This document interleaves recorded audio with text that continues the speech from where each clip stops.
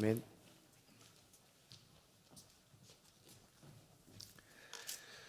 예수님께서는 하나님의 나라가 어떤 나라인지, 하나님은 어떤 분이신지에 대해서 가르쳐 주십니다.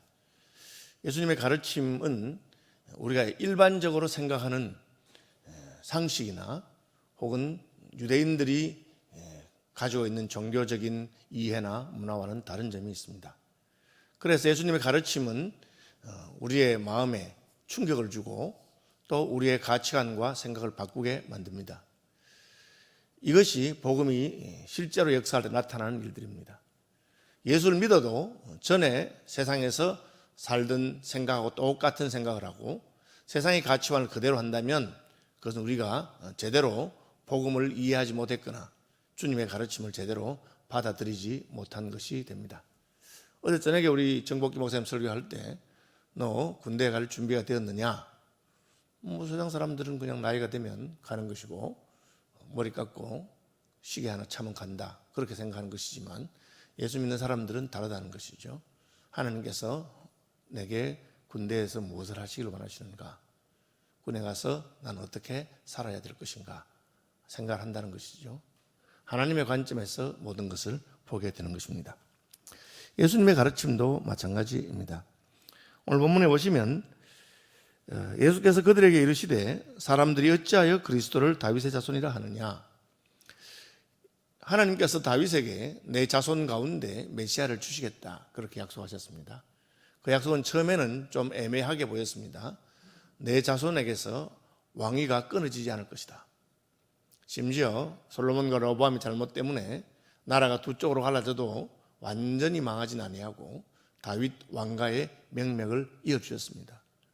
북왕국에는 9번이나 왕조가 바뀌었지만 남왕국 다윗의 가문에는 계속되는 다윗의 후손들이 왕이 되는 그런 일이 있었습니다.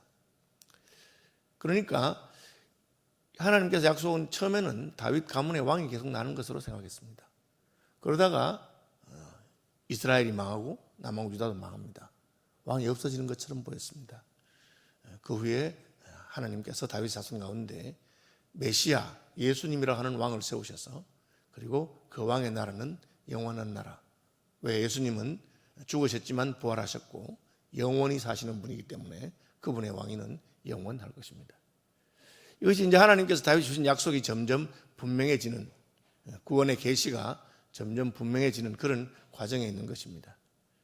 그러니까 메시아가 다윗의 후손이라고 하는 말은 혈통적으로 육체적으로는 다윗의 후손이지만 사실은 하나님께서 보내실 메시아 구원자가 다윗의 가문을 빌려서 태어난다고 하는 그런 뜻입니다.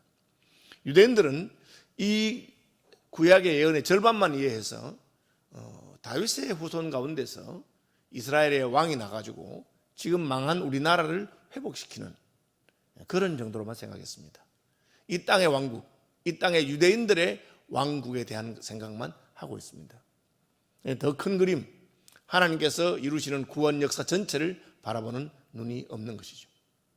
예를 들면 우리도 예수 믿으면 복 받는다, 예수 믿으면 병도 고치고, 예수 믿으면 하나님께서 기도 응답을 해주시고 복 받는다, 그런 식으로 세상의 종교를 가진 사람들이 이해하는 그런 수준도 기독교를 이해할 수 있습니다. 그러나 하나님 나라는 부자가 되는 것이나 먹는 것이나 입는 것이나 그런 것은 아닙니다. 하나님께서 우리의 필요를 공급해 주시긴 하지만 예수님은 계속해서 무엇을 먹을까, 무엇을 입을까, 그런 것을 염려하지 말아라. 그것은 다 이방인들이 구하는 것이고 세상 사람들이 구하는 것이다. 너희는 이미 그런 것은 염려하지 말고 그 넘어서 하나님께서 기뻐하시는 것, 내 인생을 어떻게 살아야 할 것인가 하는 것을 생각해라. 그게 안 되니까 예수님께 찾아와서 부자 청년이 어떻게 하면 제가 영생을 얻겠습니까? 다 물어봤는데 딱 한마디에 갚버립니다. 너 계명을 따라 잘 살았다, 잘했다. 한 가지 부족한 것이 있는데 너의 모든 소유를 팔아서 가난한 사람을 구제하고 너는 나를 쫓으라. 그런 것들은 왜 예수님 믿겠느냐? 내가 예수 믿어서 내 재산 다 가난한 사람 두고 남 좋은 일 시키고 내가 왜 예수 믿겠느냐? 거기서 딱 멈추는 것입니다. 유대인들의 생각이 그렇습니다. 메시아가 오신다, 다윗의 자손이다. 그 말은 다윗의 왕위, 다윗의 왕과 다윗 왕국을 회복시키는 것만 생각하고 있습니다. 그래서 예수님 말합니다. 그래? 메시아가 다윗 자손이 맞긴 맞다. 그렇지만 다윗이 나중에 깨달은 바를 보아라. 그리고 다윗이 쓴 시편을 인용하십니다.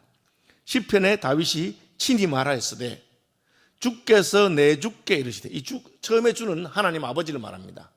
하나님 아버지께서 내 주께, 이것은 메시아를 말합니다.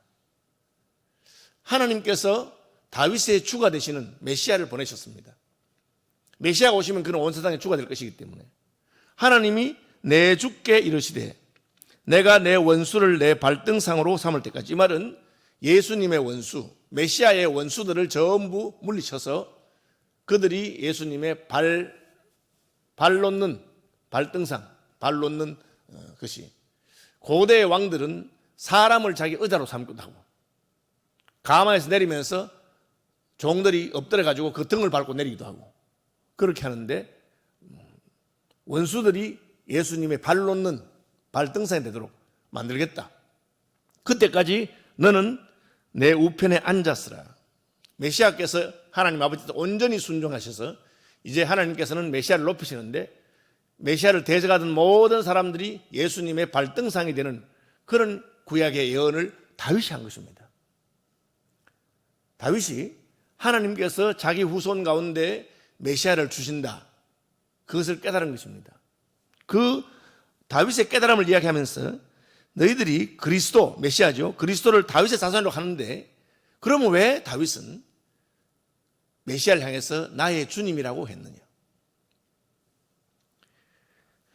그런즉 다윗이 그리스도를, 메시아를 주라 칭하였으니 어찌 그의 자손이 되겠느냐, 그렇게 말했습니다. 예수님이 한편으로는 다윗 자손이 맞습니다. 그러나 다른 한편으로는 다윗 자손이 아닙니다. 그분은 하나님께서 보내신 분입니다. 예수님이 한편으로는 아브라함의 자손입니다. 그래서 마태복음에 아브라함과 다윗의 자손이라고 했습니다. 그런데 예수님은 내가 아브라함보다 먼저 있었다, 그렇게 말씀하셨습니다. 육체적으로는 예수님께서 이 땅의 예를 따라서 다윗의 자손이 되시고 아브라함의 자손이 되었지만, 그 영적으로는 그분은 하나님의 아들이시고 하나님의 아들이 육체를 입고 오신 분입니다. 그걸 깨닫지 않는다면, 그걸 믿어지면 그것은 우리가 예수님을 하나님으로 믿는 것이고 완전 다른 세계에 들어가는 겁니다. 예수님께서 하나님이 보내신 하나님의 아들이라고 믿는다면 어떻게 문선명이가 재림 예수가 되겠으며 정명석이가 재림 예수가 되겠습니까? 그분은 하나님께서 보내신 분이십니다. 그래서 예수님이 하나님 보내신 것을 보여드리기 위해서 동정녀에게, 처녀에게서 잉태한 것입니다. 사람은 그렇게 날 수 없기 때문에. 하나님께서는 아버지가 없는 사람을 만들 수 있습니다. 아담은 아버지가 없는 사람입니다. 그러나 아담 이후에 모든 사람은 아버지가 있습니다. 예수님은 육신의 아버지가 없습니다. 어머니는 있죠. 그렇게 하나님 하신 것입니다. 하나님의 구원 역사를 우리가 살펴볼 때 처음에는 우리가 이해할 수 있는 식으로 설명하지만 시간이 지나면 이게 그런 말이 아니구나. 영생에 대해서도 땅에서 고생하는 내가 잘 먹고 잘 살고 영원토록 오래오래 산다, 그렇게 오해하는 수가 있습니다. 영생은 하나님이 우리에게 기대하시는 완전히 다른 종류의 삶입니다. 하나님의 의와 거룩을 힘입고 하나님의 자녀로서 세상적인 가치관이 아닙니다. 시집가고 장가가는 것이 아닙니다. 오늘 앞에 있는 본문에 형제가 7명 있었는데 자식이 없으면 형사 취수로 형의 대를 잇도록 해주라 하는 그런 이야기 쭉 했는데, 그러면 자식이 없으면 누구의 아내가 됩니까? 이렇게 이야기하니까 그게 지금 그 말씀이 그런 세속적인 이야기가 아니다. 육체대로만 이해한다. 너희가 부활도 하나님의 나라도 알지 못한다. 천국 가면은 시집가고 장가고 그런 것은 전혀 중요하지 않다. 그렇게 많은 사람들이 예수를 믿으면서도 땅에서 내가 못 이룬 것, 땅에서 내가 바라는 것, 그 한이 맺혀가지고 천국 가면 내가 실컷 먹고 잘 살고 그렇게 한번 해보겠다는 생각을 합니다. 그런데 천국 가면 그런 것이 사실은 별로 중요한 것이 아닙니다. 다른 것이 훨씬 더 중요하게 되는 것이죠. 모든 백성이 들을 때 예수께서 그 제자들에게 이르시되 긴 옷을 입고 다니는 것을 원하며 시장에서 문안받는 것과 회당의 높은 자리와 잔치의 윗자리에 좋아하는 서기관들을 삼가라. 이게 무슨 말입니까? 서기관들은 율법을 필사하는 사람들이고, 다시 말하면 그 당시 유대인들 가운데 종교인의 대표인 사람입니다. 가장 열심히 있는 사람, 가장 종교적인 사람입니다. 예수님께서 말하십니까? 하나님을 섬기는 것은 종교의 차원에 머물러 있는 것이 아닙니다. 우리가 종교적으로 무엇을 하느냐 안 하느냐가 중요한 건 아닙니다. 예수를 잘못 믿으면 교회에 와서 종교적인 습관, 종교적인 태도, 그런 것만을 배우게 됩니다. 흉내내는 것이죠. 기도하는 방법을 배우고 찬송을 배우고 종교적인 예배에 앉아있는 것을 배우고 그렇게 합니다. 그것은 종교적인 행동입니다. 그런데 인생은 그 속에 있는 영혼이 변하지 않으면 아무리 종교적인 행실로 포장을 해도 엉뚱한 짓을 합니다. 왜 목사가 성범죄를 저지르고 왜 장로가 교회 돈을 횡령하고 그런 일이 생길까요? 그는 종교적인 것은 배웠지만 그 속에 있는 영혼이 온전히 변화되지 않았기 때문에 그렇습니다. 그 종교적인 행동 자체도 자기를 포장하기 위한 수단일 뿐입니다. 그래서 긴 옷, 종교인들이 입는 옷, 가운 같은 것, 그죠? 여러분 캐톨릭에 보면은 성직자들이 입는 옷이 계급에 따라 다 있습니다. 마지막에 가면은 이제 그 붉은색이나 흰옷, 흰색의 모자를 쓰고 교황이나 추기인 그렇게 입습니다. 그 종교적으로 저분은 구별된 사람이고 높은 사람이고 거룩한 사람이라는 것이죠. 개신교에서도 이 가운을 입는 것이 옳으냐 아니냐라고 논쟁이 있었습니다. 그건 종교에 속한 것입니다. 전혀 가치가 없는 것은 아닙니다. 인생은 종교적인 존재이기 때문에 그런 것을 통해서 우리가 조금 더 유익을 얻을 수 있습니다. 그러나 하나님이 원하시는 것은 종교의 수준이 아니라 우리의 영혼이 완전히 거듭나고 변화되는 것입니다. 예배에 대해서 말할 때 예루살렘에서 예배하는 것이 더 옳으냐, 그리심산에서 예배하는 것이 옳으냐, 예수님이 예루살렘에서도 말고 그리심산에서도 말고 참으로 하나님께 예배할 때 오는데 영과 진리로, 진리의 성령 안에서 예배하는 것이 제일 중요하지 장소가 중요하지 않다. 유대인들은 어떤 거룩한 장소를 생각했습니다. 그러나 예수님께서는 장소가 아니라 너의 영혼이 성령 안에서 새로워지는 것이 중요하다, 그렇게 말씀하시죠. 긴 옷을 입고 시장에서 문안받고, 결국은 종교인이라 하면서도 사람들이 아이고 목사님, 아이고 총회장님, 그렇게 말하는 것을 은근히 즐긴다는 것이죠. 종교인이 겉으로 드러난 것을 주장합니다. 그러나 예수님께서는 그들을 삼가라. 그들은 과부의 가산을 삼키며, 겉으로는 말하지 않지만 돈 욕심이 있다는 거죠. 그래서 기도원에 갔더니만은 잘 들어보니 결국은 재산을 기도원에 갖다 바쳐라, 그렇게 말합니다.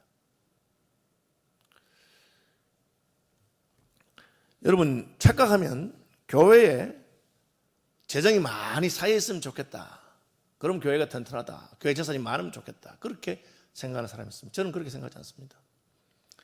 교인들이 축복을 받으면 되는 겁니다. 그리고 필요할 때마다 교인들이 헌금하면 됩니다.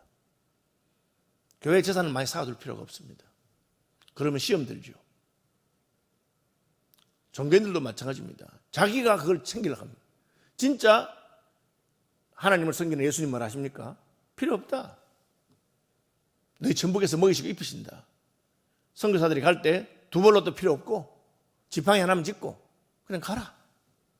너희 아버지께서 필요하면 하나님 백성들을 통하든지 천사를 통하든지 까마귀를 통하든지 해줄 것이다, 그렇게 믿는 것이죠.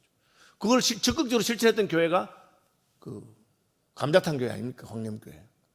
광림교회는 교회에 헌금이 있으면 딱 100만 원만 남기고, 요즘도 그렇게 하는지 모르겠어요. 100만 원만 남기고 그동안 다 써버립니다. 그럼 교회에 일이 생기면 어떻게 하느냐? 교인들이 있지 않습니까? 교인들이 가지고 있는 모든 재산일 겁니다. 이번에도 저희 총회에서 긴급구호단에서 그 이르키예 지진을 위해서 헌금을 했습니다. 제가 얼마 들어보니까 14억쯤 들었다고 합니다. 그걸 그냥 본부에서 가지고 있는 돈 필요 없습니다. 그런 일이 있으면 우리 교단의 40만 성도들에게 이런 일을 위해서 우리가 해야 되니까, 그럼 자기들이 10,000원이든 20,000원 내가지고 모아서 쓰면 되는 겁니다. 그런데 과부의 가산을 삼킵니다. 외식으로 길게 기도한다. 남이 보니까 별로 할 말도 없어도 우리가 하는 말 무슨 중이 염불한다든지 뜻도 모르면서 그냥 군지렁하면서 하는 겁니다. 왜? 경건해 보이기 때문에 그렇습니다.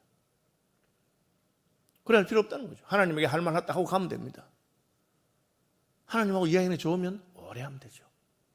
주님하고 이야기하고 싶고 주님에게 할 말이 많고 주의 음성을 듣고 싶고 그럼 오래 하면 됩니다. 그런데 종교인들은 그렇지 않습니다. 그러니까 종교인이 옷을 입죠. 종교회를 하면서 옷이 중요한 게 아니기 때문에 신부님도 다 옷 입습니다. 중들도 다 옷 입습니다. 그게 옷이 자기의 어떤 것을 보여주지 않는다. 예수님 말씀이죠. 오히려 외식하고 그렇게 하기 때문에 그들이 더 엄중한 심판을 받으리라. 종교인인 척하면 할수록, 그런 외식을 하면 할수록 하나님, 너 그렇게 안 했느냐? 네 속은 그렇지 않으니까 더 책임이 중하다는 겁니다. 마지막으로 헌금 이야기 나옵니다. 부자들이 헌금하면 헌금을 넣는다. 옛날에는 지폐 같은 게 없었기 때문에 동전이거든요. 그러면 돈을 많이 넣으면 한 자루씩 들고 와야 돼요. 안 그렇겠습니까, 여러분? 우리도 이제 동전 500원짜리 제일 큰 거 아닙니까?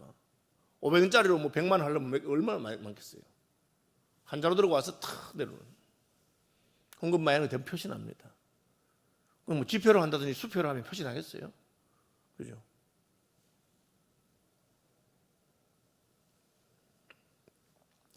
제 친구 목사님 돌아가셨는데 새벽기도 시간에 누가 봉투에 헌금을 올렸답니다. 그래서 자기가 새벽기도 시간에 올리나 주일날 하지 하고 또 보니까 1,000원 그렇게 적혔어요. 그래서 속으로 무슨 1,000원을 새벽기도 시간에 올렸나. 그래도 헌금하니까 자기 성경책을 잊어버렸어요. 그리고 이제 주일날 됐는데 주일 재정부 마쳐갈 때 되니까 갑자기 그 생각이 났어요. 갔다 가면 내가 교인 1,000원 헌금하고 떼먹을 뻔했구나 하고는 성경책 찾아서 1,000원 봉투 감상금 딱 보니까 1,000원이 아니고 1,000만 원 그렇게 적혔어요. 1,000만 원짜리 수표가 하나 더 있는 거예요. 제가 깜짝 놀랐답니다. 원래 어떤 새벽에 본다고 1,000원인 줄 알았는데, 그죠? 1,000만 원이요. 그래서 고마워서 내가 갔다 가면 1,000만 원 그거 넣어놨다가 잊어버릴 뻔했대. 그렇게 했어요. 그 수표니까 되죠. 표시도 안 나게. 동전 1,000만 원 자루로 탁.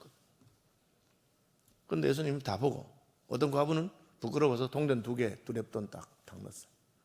근데 예수님께서 어떻게 저 과부가 더 많이 넣었다고 말합니까?